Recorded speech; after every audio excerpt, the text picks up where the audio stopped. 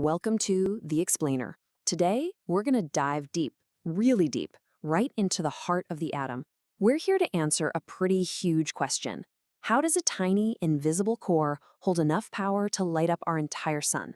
So, let's kick things off with a question that honestly completely flipped science on its head in the 20th century. It's a question whose answer is behind both the brightest stars in the sky and some of our most powerful technologies right here on Earth. And the answer? Well, it's hiding in a place that's almost impossibly small. We're talking a trillion times smaller than the atom itself. Inside this mysterious, incredibly dense, and unbelievably powerful core we call the nucleus. Okay, so where do we even begin? Well, let's start with how we even figured out this thing existed. Because for a long, long time, scientists pictured atoms as these, tiny, solid billiard balls. Boy, were they wrong. It all goes back to this brilliant experiment by a guy named Ernest Rutherford. He basically shot these tiny positively charged particles at a sheet of gold foil that was super, super thin. He figured they'd all just zip right through, like tiny bullets through tissue paper. And most of them did. But then something happened that just shouldn't have been possible. A few of them bounced almost straight back.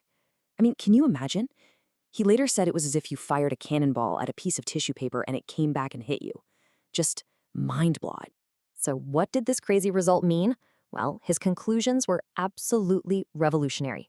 First, the atom was mostly empty space. And second, all the positive charge and almost all of its weight, its mass, was packed into this ridiculously tiny, dense spot right in the middle. He gave that spot a name: the nucleus. Okay, so we found this nucleus. It's tiny, it's dense, it's got almost all the mass. The next logical question is, what's in it? What are the fundamental building blocks packed inside?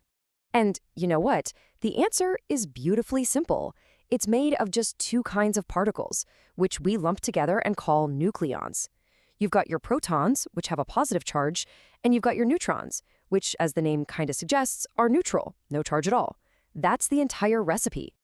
Now, with just these two particles, you can build every single element in the universe. It all comes down to two key numbers. The atomic number, Z, is just the count of protons. This number tells you what element you're dealing with. 6 protons? It's carbon, period. But then there's the mass number, A, which is the total count of protons plus neutrons. This tells you what version or isotope of that element you have, like stable carbon-12 versus radioactive carbon-14. All right, we've got the anatomy down. Now for the really big stuff. How does this tiny little core pack such an insane punch?